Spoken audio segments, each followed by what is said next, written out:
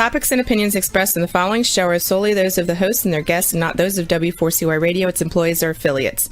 We make no recommendations or endorsements for radio show programs, services, or products mentioned on air or on our web. No liability, explicit or implied, shall be extended to W4CY Radio or its employees or affiliates. Any questions or comments should be directed to those show hosts. Thank you for choosing W4CY Radio.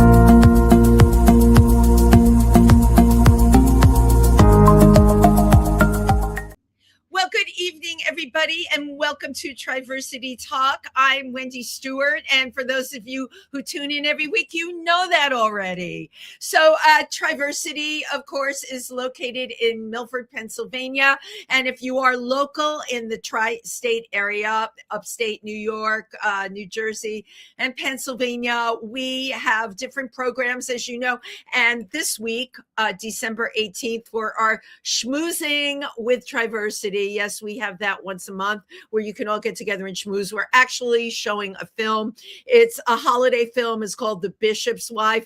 I am not really even familiar with that film, but it's supposed to be really wonderful. So if you're looking for something fun to do, you can mosey on to our center on Thursday night and catch the film. Of course, to find anything that's going on at Triversity, just go to our website or our Facebook page, and you can find out everything that you always wanted to know, our events, upcoming everything. And let me just take a moment to wish everyone a happy holiday season. Here we are, and Christmas is coming up upon us. We're in the middle of Hanukkah. We celebrated Kwanzaa. There is a lot going on. And I am going to be taking a 2-week hiatus. That's right. I'm not going to someplace warm and fabulous. We'll be doing 2 reruns of shows for December 25th and December 24th, Christmas Eve, and then New Year's Eve, because I need a rest. It's been quite a year.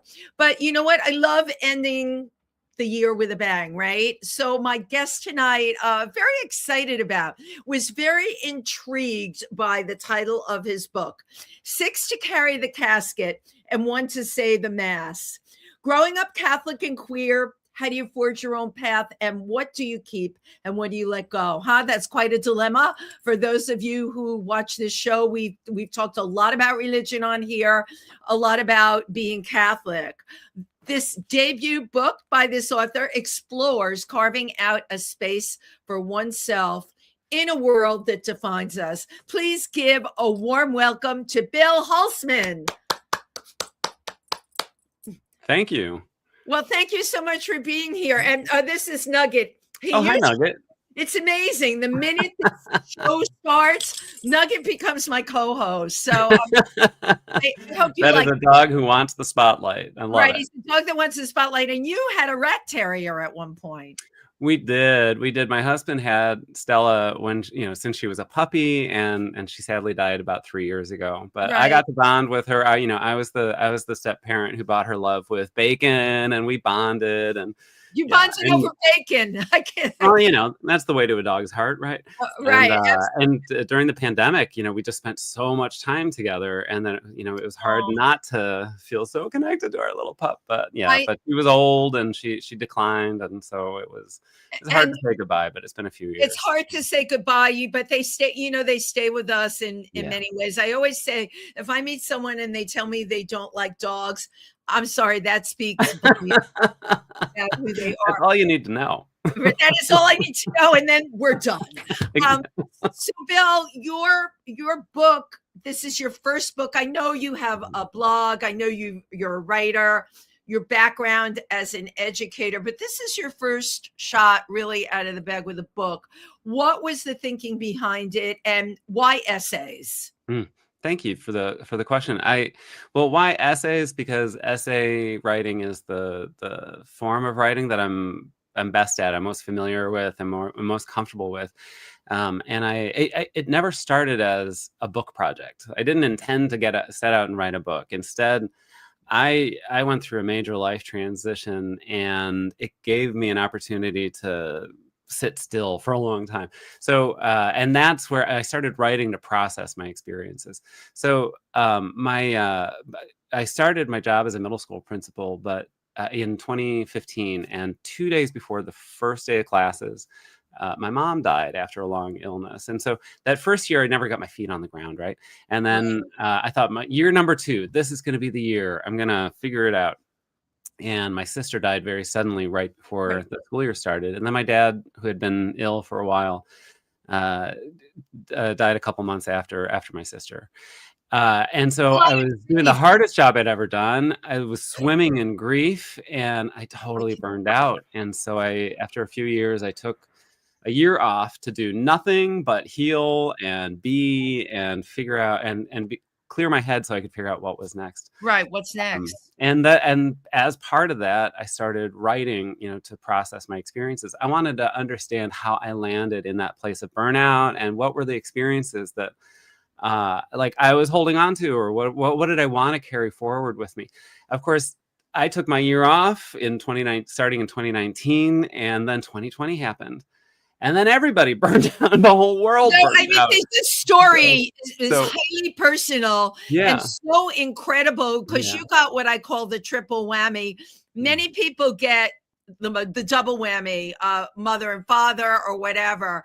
But, your mom, then your sister unexpectedly, and then your dad. That's a lot. I talk about grief a lot on this show. I lost my husband 2 years ago, and I personally felt I was looking for an in-person support group. Nothing. And it's a topic I do like to talk about. So you're swimming in grief. And swimming in grief, and then the whole world then stops. And so I wanted to understand, how did I land here, but how did we all land here? And, I was grieving so much, and I was processing that, and I was looking around, and I think, one of the things that I recognized was a real lack of tools for processing all the grief that we were all experiencing. I grew up, I was lucky to have these tools of reflection at my fingertips. It was really important in the way that my parents engaged. It was great in school for me. I loved reflecting. So it was always my mode of processing things. But then in 2020 and following, I was seeing a deficit. Like, does nobody know how to reflect? And so I really started writing these essays and putting them into my blog, into my newsletter, as a way to offer a model for reflection. Well, one friend was very kind and said, have you ever thought about putting these in a book? These are great. And I thought, oh, that's really nice, but no. And then the second friend said, have you ever thought about putting these in a book? And I said, oh, that's nice, but no, thank you.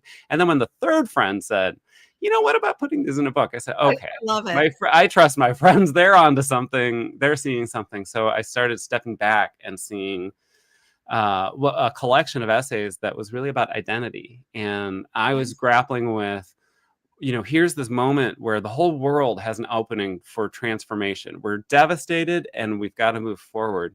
So what do we want to hold on to? What do we want to let go of? And all these essays, I was doing it for myself too. So I wanted to understand who I wanted to be and what I needed to do to get there. I get that they were self-reflection, but while you were doing self-reflection, you were actually putting it out there for the rest of the world. You were seeing what other people were going through as well. That's really interesting place to end up in, because think of where we were all at during the pandemic. For many, it was immobilizing. For many creative people, it was very freeing. They could really create. For me personally, I had to completely reinvent myself, which I didn't love doing.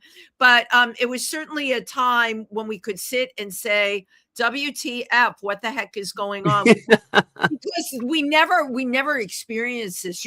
I couldn't wrap my head around it. And I've worked in places like Africa near Ebola areas.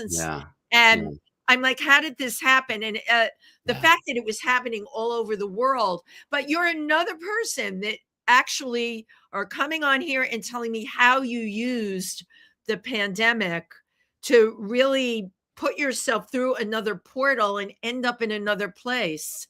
That is such the right word, portal. It I is. was inspired, early in the pandemic, in early April 2020, Arundhati Roy, the author, she's an Indian author. She wrote The God of Small Things. And Oh yeah. anyway, she wrote an essay called The Pandemic is a Portal. She saw what was coming, even in April 2020, before the total devastation was really wrought, right?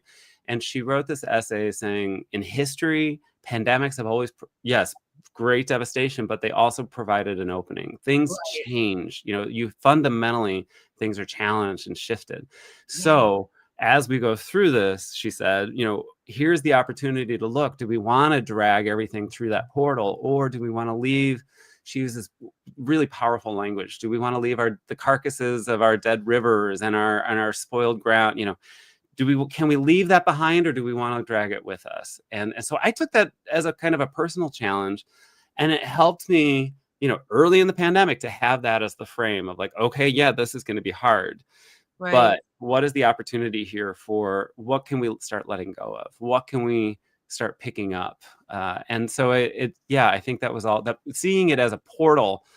I think people who saw it as a prison, it made it that much harder, right? But if we could see it as that portal, if you could see it as, okay, this is terrible, but what are we going to do with it? I think that was a blessing to be able to have that kind of framework to experience. Now you came into the pandemic with all this grief too. Yeah.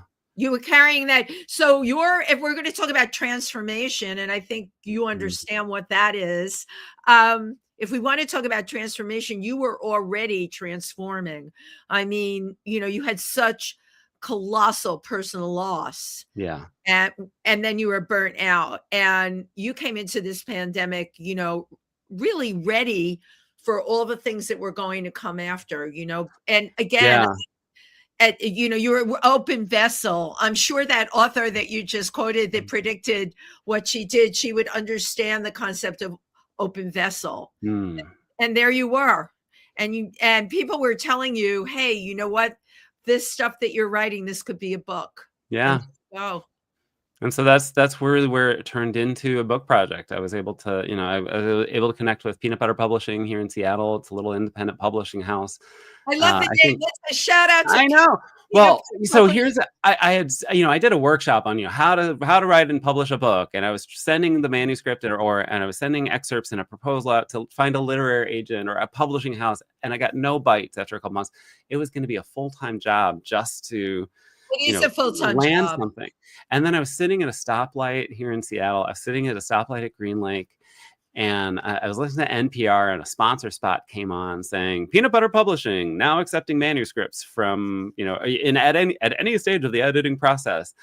And I thought, I have a manuscript and I like peanut butter, so maybe that's a good sign. And then the next day I checked them out. You sent an email, and then within, I think, a day, I got a call back, and the process started moving forward. And I worked with a wonderful editor, Daniel Harvey, and the whole team at Peanut Butter was really wonderful to work with. And the fact that it came through the car radio, I know. Listen, you're talking to someone that totally believes in this stuff 100%. I've got friends that are like, come on, Wendy, nobody's talking to you through the car radio. I believe, like, even if you put the remote on the TV and a certain something comes up. Yeah. I have these things happen to me all the time. Let me just tell you, I take them in and I follow them. And you are proof. You're proof that it works. Peanut Butter Publishing was looking for you, right? I'll give you another one in terms of that synchronicity. Like, is it just an accident, or is the universe trying to tell us something?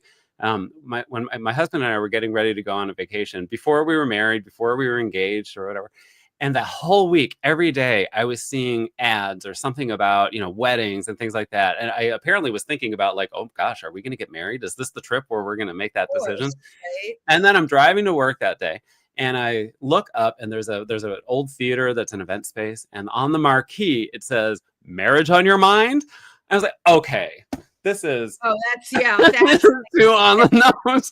And sure enough, we came back from that trip with the plan to get married, and so that it was really like, I don't know whether the universe was sending me the message or whether I was just opening my eyes and looking that direction, it was the You know same what? kind of That's a good feeling. point.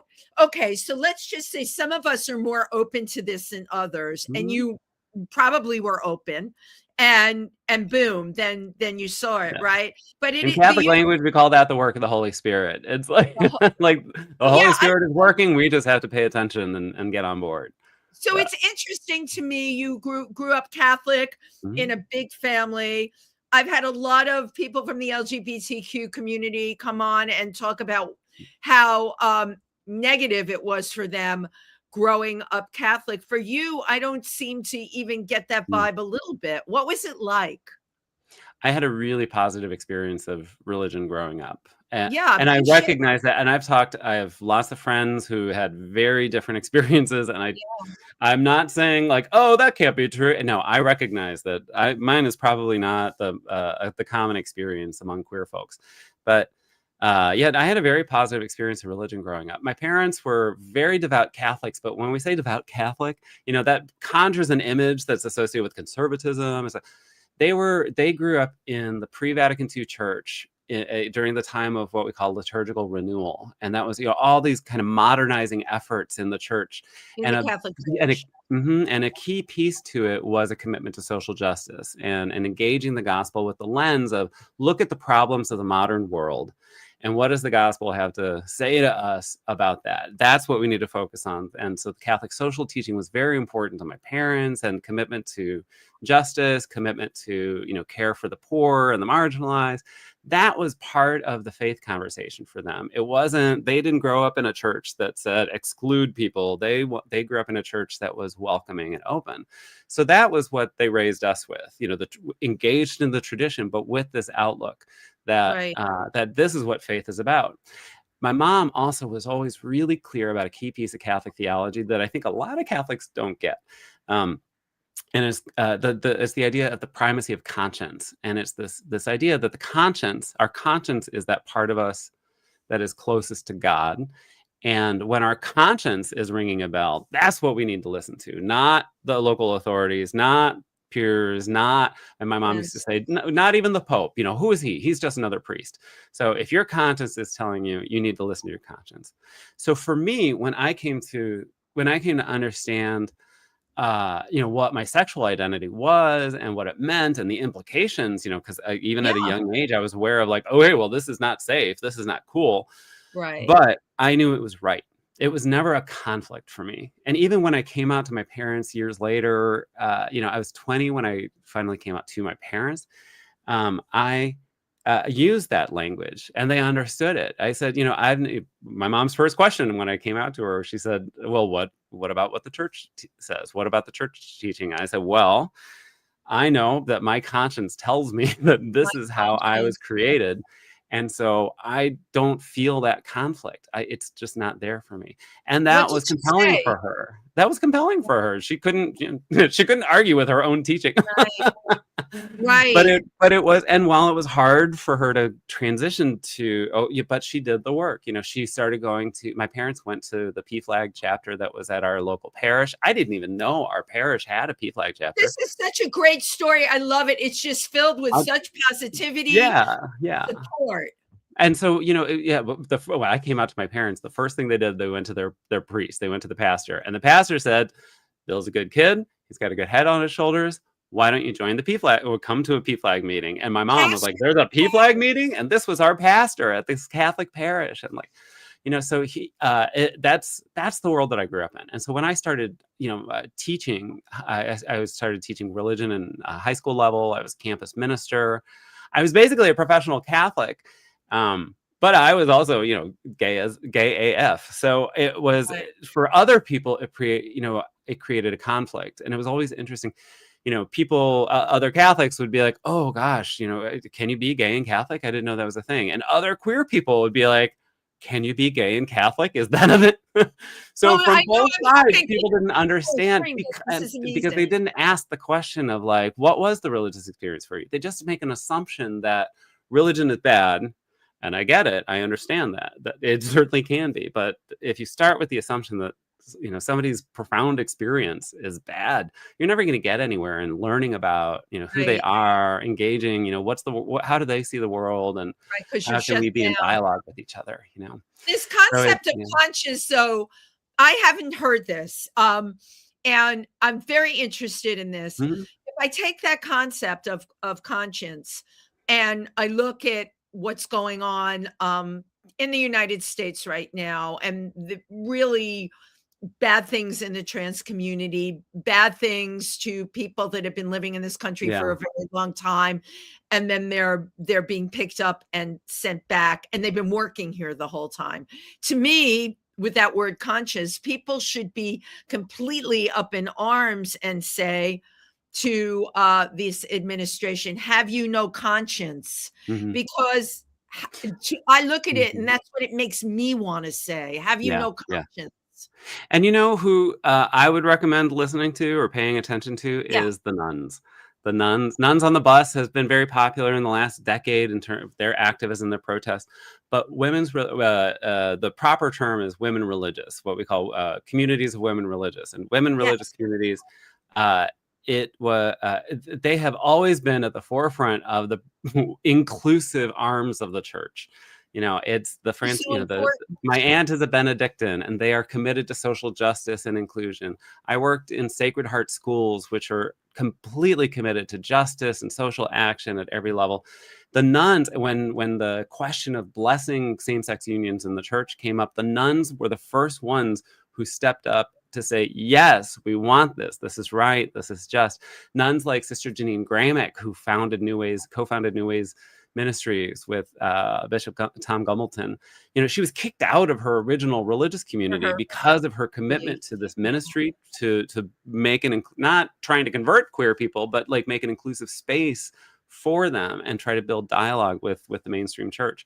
So like, those are the people that I like to pay attention to when it comes to the Catholic questions. It's like, Yeah. okay, never mind what the conservative parishes are doing, never mind what the pro-life activists are doing. Exactly, What are right. the nuns doing? Because they have committed their lives, they have committed their careers, they have committed their community life, their family life toward a vision of the church that is inclusive and loving. And so, Right. when it comes to, where do you see the conscience most at work? I see it in With the nuns. communities of nuns. I mean, it's amazing the work that they do and the commitment along the way. I include an essay about nuns in the book, and so they're always on my mind. I grew up with them. But They've that's always so been a what positive nuns are influence. always on your mind. Nuns are always on my mind because, well, I mean, I've got nuns in the family. We've got, Right. I'm interested in seeing, how You are such an religion is incredibly affected positive spokesperson for Catholicism on this level.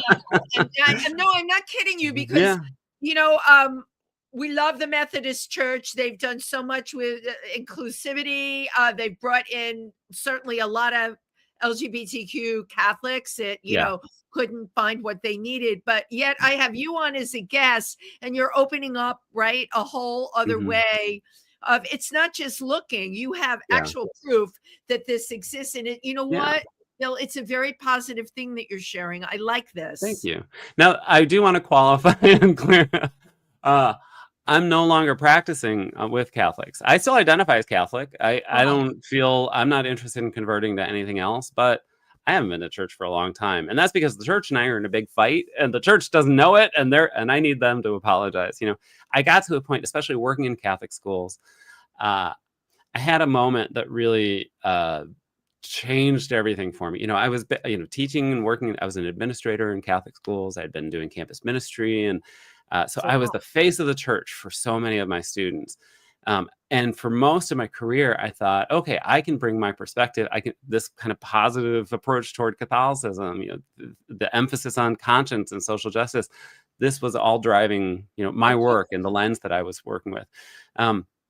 But it got to a point where I went to a conference and I heard Dan Savage speak. Dan Savage, the sex writer, columnist, podcaster, he's wonderful. Yeah. And he was talking, I mean, this is 2012, 2013. And he was talking about the It Gets Better project that he and his husband Terry started to collect videos, to be able to get up on YouTube, to get to queer kids, to say it gets better. It's hard now. but it gets better. And in response to, the spike in suicides among queer teens. So it was a packed room. Everybody wanted to hear Dan Savage speak. Everybody wanted to hear about this project. It was really, really powerful. And he's a great speaker. And then the Q&A started. And somebody got up and asked a question on behalf of somebody else who couldn't even stand up and ask a question in that setting without risking their job. So somebody got up and asked this written question. I'm a queer person working in this conservative religious school. What advice do you have for someone like me? How can I better support my queer students? And everybody in the room is nodding along. Yeah. What, Sure. What can we do? What can we do? And he took a moment and he cocked his head and he said, "You're not going to like my response." He said, "You need to get your resume in order." And everybody in the room was like, "Oh." He said, "You think your presence there is sending a message to kids that they're safe, that someone like them is keeping an eye out for them. But the message that you're really sending is that it's okay to leave part of yourself at the door on the way into work."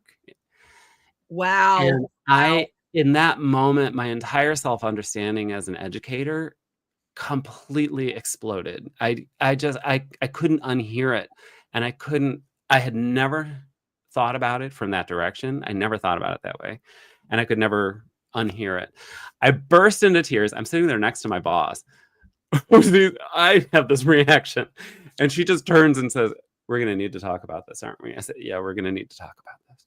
And that set my path to get out of Catholic schools. What was your moment of truth? Wow, that is a moment of truth. It was a complete. So I also I wrote an essay that's in the book called Dan Savage Ruined My Life. And it tells that story in greater detail, particularly what leading up to it and what that, the fallout for me personally. But it was completely transformative of opening my eyes to I think I had been consciously or unconsciously putting my queer identity, subjugating my queer identity to my religious identity. I think I had always sort of okay, well, Catholic first because I'm a Catholic school educator, and that's got to be first, and the rest of life can catch up later. I think I avoided or put relationships on hold, all sorts of things that I didn't realize I was doing. And then Dan Savage turned my head around, and I started seeing so much of this differently. It helped me prioritize my queer identity and say, yeah, you know what? I think I've been self-loving this whole time, but I think I've actually been a little self-hating. And this is an opportunity to really embrace my queer identity. And I'm sick of fighting for change in the church, and I'm not going to go unless I feel safe. I'm sick of fighting for change in the church. The burden rests on straight people who have authority within the church to make the changes. I know how I was created. I have my vision of the world and my faith. You're fine with you, but it's not dependent on other people. But it does really sadden me that this piece of my life is gone. I'm not part of a religious community anymore. It's too painful. It's too painful to return. So it's I'm really happy to present a different approach to understanding what is the Catholic experience for queer people. Because I had so many positive experiences, and even as a gay teacher and campus minister, it opened a door for me to have conversations with kids that nobody else could have because they didn't have this lens. It helped me be more empathetic to any of the kids who felt marginalized in any way, and because they knew me as the gay campus minister, they knew that I would get it to some extent. So it made me a better educator. But at a certain point, I just couldn't take it anymore. It's just exhausting. It's exhausting when you're constantly trying to explain yourself. And I'm sick of it, So I don't think I ever gave myself permission to put my foot down. And this was finally, I got to that moment of okay, I don't have to do this anymore. It's not my problem. So I'm going to stop trying to fix it. You believed in the Catholic Church for so long. You were an educator within it. You were openly queer within it. I'm just curious why that moment of truth. I know Dan Savage said what he said, but it did hit you like a lightning bolt. Was it inside of you the whole time? I mean, you went to Fairfield University. I was reading everything about you. I'm like, oh my God, Fairfield University and a gay man. Okay, we have to talk about this. You hit like every milestone of what it means to be a good Catholic, so to speak. And then all of a sudden, it's like, I can't do this dance anymore because even though that's my background, it is not who I am. I am a queer man first. You know, Fairfield was a great test case in terms of how things have changed over time. I graduated from Fairfield in 1998, so I was there mid to late 90s. And when I got there, I got to college thinking, I okay. Let's start with high school. I went to a Jesuit high school, and there was all boys, 1,500 boys in this school. So you can imagine what it smelled like. On the first day like a locker room. On the first day of school, I was coming down a stairwell, and another kid was coming the other direction, and he spotted me and grabbed me by the collar and threw me up against the wall and spit the word faggot in my face. And then he just dropped me and kept walking. For him, it was probably just like, once a day, gotta punch down on someone, right? But for me, it was like, well, I guess I'm not coming out in high school because that was all. And I still have that scar. I still bear that scar. I think, anybody who's had that moment like that, it's terrifying and it really lasts. Yeah. So I'm a good Virgo, so I was able to compartmentalize. I said, okay, we're waiting until college. Got to college, I came out to friends, I was never really in a closet in college, so it was a different world. But I was at Fairfield. I felt safe. I felt included. Right. But I could count on two hands the number of people who were out on campus. It was, 25 or 100 or 3,000 students, and maybe 8 of us were out on campus. So 10 people were out, right? But bit by bit, each year I was there, there were a couple more people who were out, and there was a group of us who was really active in, creating safe spaces, pushing the dialogue. We were always writing editorials into the student paper about, challenging assumptions, things like that. So it was, by the time I graduated, I felt it was a queer friendlier place, but it still had a lot of work to do. Now, I went back to a reunion for my core. I sang with the university chorus, the Glee Club, and that was a very formative piece. And our director was retiring, so they had a big concert and party to celebrate her retirement, and brought all these people. So it became the Glee Club reunion for us, and it was great. The Glee Club was kind of a GSA as well. Like a lot of us kind of drifted toward theater and music, and we found each other there.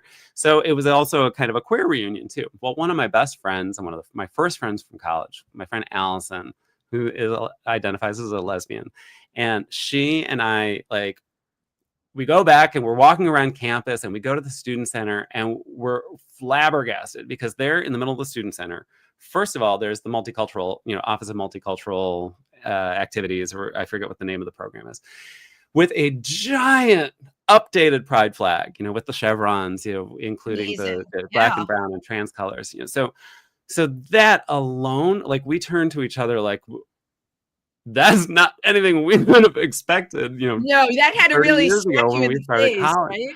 Right? So and what I hear on campus is that it is a more progressive and more inclusive place, that it's not a problem to be out on campus, but like anywhere else, it's still got a lot of work to do. So it's interesting how much changed. So from the time that you were there, so your husband, after you went through all this grief, you met him after that.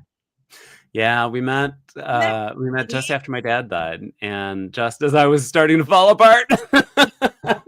Well, the Holy Spirit spoke, as you said earlier. That's right. This person was sent into your life, and you've had so many interesting epiphanies to me, which I guess is reflected in these essays in your book. You have an essay in particular I wanted you to talk about the significance of the Christmas tree and, what it makes us all remember. I thank you for asking about that. I wrote an essay in the book called How to Put Up a Christmas Tree. and it was inspired. The second Christmas my husband and I were together, it was 2020, and we'd been in quarantine all year, and we got a new tree. And the process of getting a new tree and then sort of thoughtfully merging, our ornaments and the ways that we approach the holidays and things like that, we were able to be really thoughtful about it. And the process of putting up the tree, I started imitating my mom, which I do in most of my life, consciously or not. But I started imitating my mom. My mom used to, we'd haul out all the ornaments, unpack everything, and we'd kind of lay them out so you could kind of see your family history. It's a different kind of slice of way to tell your family history across the room. And then, certain ornaments were ours. If there was something that was given to me or made by me, it was responsible. I was the one to put it up on the tree. And every time we put an ornament up, someone would tell a story about it, or so it became a way to preserve family history. And it wasn't just good stuff too. It was like hard memories came up, and when I sit with a tree, all of those holiday memories come up for me. And I tried to capture, and it felt kind of, as I started writing about it, it was stream of consciousness. It wasn't linear in any way. It's just all these memories and all these feelings start swirling when you sit and contemplate.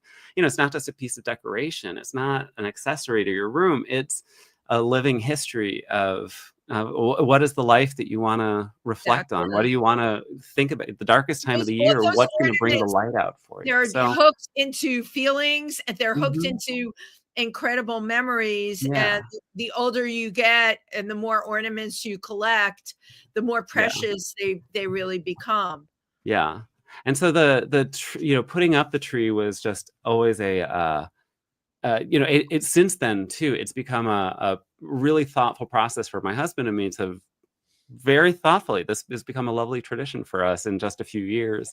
I love it. Of like assembling our history. And, we're now consciously, when we take a trip, we try to remember to bring an ornament back from it. And that's, we want to start tracking things on the tree. He makes comments once in a while like, oh, well, it's going to get really crowded at some time, so we're going to have to edit some out. And I'm horrified by that thought. You just need to tell him you need to get a bigger tree. Just buy a bit. You know what? You're out of Seattle. They've got big trees in Seattle. We might have to get a second. We might have to get a second or third. Right, So the writing that essay was really lovely for me. So I had all the stream of consciousness, but like a Virgo, I want to impose some order over it. So I break it down into 5 steps, which are not real steps. Like one of the steps, step 2, pick a theme to inspire your tree. The theme is Christmas. Don't overthink it. So, the steps are, in 5 easy steps, how to put up a tree. But it's really more about how to pay attention to the traditions that you incorporate into your life. And so you're not just going through the motions. I think there's more value when you use that as a different way to reflect. Putting up a tree is a way to reflect as a family, or as a household or as a community. Anything like that, lighting candles at a birthday party, instead of just going through the motions, what a great moment to stop and pause and think about, what is it we're all paying attention to? What is the story that we're telling ourselves about what this means for this person or for all of us? So I think, would you say that a lot of the essays in the book are about this reflection, being able to reflect upon what are our feelings, what was happening at this moment, what does this make us think about? Because often as people, we race through all of that. What you're saying is, I guess, stop and smell the roses. Stop and smell the roses and the manure. Okay, you can't you can't ignore the manure. And that's also part of the process, is getting comfortable with, for me, that was an important part of the process of being honest with myself about, the book's title comes from an essay about my mom and my relationship with my mom. And, and that's there are a lot of happy memories that I want to preserve with my mom, but there are also a lot of really tough memories that I needed to work through. It's no good to let go of the tough memories, but instead I wanted to give them justice and give them room too. When you stop and create those moments where you can pause and just contemplate, what does this mean for me? You make a decision. What do I want to hold on to, and what do I want to let go of? And I think that's how we change. That's how we transform ourselves. Is it's not some big aesthetic change. It's not some dramatic thing. It's those little choices that we can make. What are we paying attention to? What are we holding on to? What are we letting go of? And it's, it's a lot easier to kind of become the people that we want. It's easier for me to become the person I want when I move through life making those small choices. But you are very fluid, like this whole conversation, the words you use, right? Choices, moving, the things that make you feel a certain way. That's a very fluid thing. A lot of people hang on to the past, right? No matter how painful. And we can start talking about forgiveness here. They can't forgive, and they're very, very stuck. Yeah. And they can't move. What would your advice be to people like that?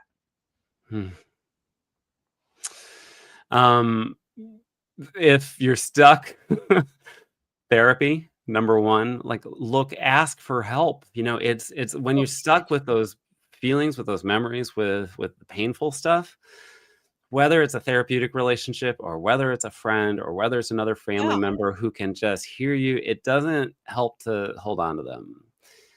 Right. On the other hand, it doesn't help to ignore them. It doesn't help to push them away. It doesn't help to try to quash them. It also doesn't help to dwell in them and to obsess over them. So it's about sitting still, figuring out what you want to take, from it moving forward. So if there's grief, if there's painful memories, it's good to hang on to the painful memories, but think about what that means to you. For me, I include a lot in the book and in that essay about my mom, about her drinking and about my parents' alcoholism. That's not something I want to forget. A whole other thing, because you have such a strong, positive connection to your parents. How did the alcoholism affect you, and how did you turn it around to continue to love them on the level that you did? Writing these essays really helped me with that. I think after, by the time they died, I think I had made peace with them individually. My mom had stopped drinking. My dad had had a series of strokes, which inhibited him from drinking, so he couldn't drink anymore. So the last few years of their life, they weren't drinking. And it was a different quality of conversation. It was, you could stick around after dinner because, it wasn't going to turn into a nightmare. So I think by the end of, we didn't talk directly about it because, Irish Catholic, we don't talk directly about things. No. Tell me but that. We talked around it enough to make peace with it. And but I still had a lot of things that I was angry about. And writing through it and thinking about it, just walking through those moments and trying to remember, what did I feel at that time? Where is my anger coming from? Do I want to hold on to this? Do I want to let go of it? And can I, and what can I hold on to? What am I going to grow? How am I going to grow from this? And that's how I moved through it. And I was able to get to a point where I could really let go of the pain that I associate with my parents drinking. I also recognize what I learned. I learned a great deal about people. They were going through their own pain. They were going through their own hardships. And I didn't, as a 12-year-old, I didn't know that. But no, we don't see as it. an adult, I can, in retrospect, imagine what my parents were holding on to. They had 10 children. They had a lot of responsibility. They had their own grief. As their parents were dying, they had their own stuff to deal with. So in retrospect, I can look back and I can heal. Interestingly, though, as much as I made peace with my parents, or my memory of my parents, it stirred up all sorts of anger with my older siblings. I'm the youngest of 10. I was going to ask you, the youngest of 10, I watched them watch me get into the backseat of the car, and my parents drove drunk, or, the number of times. One time, a couple of my siblings tried to do a little intervention and didn't tell me about it. I was not involved, and I could have told them everything. Right. But I was totally off the radar. And I think I look back to that now, and I'm so angry. Now I've got all this new anger that I want to work through with my siblings. But it's something I want to work through. It's something I want to attend to. I feel pretty righteous about it. I think it's okay to be angry with them in retrospect. That until you work everything out, and you may not work everything out. I might not, and it's okay, and that's okay. But all I know I can do is control like how I respond to it and how Sure. I frame it, how I understand it. Yeah, but it is an interesting thing. I thought I was going to be putting all this to bed, and yet it stirred up this whole new, No, not when you're writing. watch So mess these for me. essays are so personalized. But Mm. even, you know what you said to me on this show, your parents went to PFLAG. That's huge. You know Yeah. that it is. It's huge. And if you had known my parents, you would know how huge it was. So my my mom's response was, we're not folding chair people, but we went and we had a very nice time. That was her way of saying, like, we don't sit in circles and talk about our feelings. Like, we're not Right. folding chair people. No, I love that. But That's a great phrase. despite that, they stuck to it. And that, I think, that as much as anything inspired hope for me. So we've only got a few minutes left. I want to talk about your wedding business and how you got involved. I know we talked about the signs that you saw that was saying weddings, weddings. How did you become a ritual designer? Yeah. And I never heard that phrase before, ritual designer. There aren't many of us. I've heard wedding planner. But Yeah. what defines a ritual designer? Yeah. My academic background is in the comparative study of religion, and my focus was always ritual and how we use ritual in cultural, religious settings, Yeah. how we use ritual to shape relationships and build community. I think it's a really powerful tool. And, I would do weddings for friends who were doing something interfaith, or they grew up Catholic, but they weren't Catholic, but their family still needed a Catholic feeling ceremony. They didn't know what to do. So I did things like that for friends. I would help design a ceremony as an experienced ritualist and liturgist. And I got I got ordained by the internet so I could officiate. And then when I left education and I was listening for the clues of like, what direction do I want to head next? Yeah. I went back to my first love of ritual, and I kind of hung a shingle outside the door with the thought of, okay, well, I've done this for friends.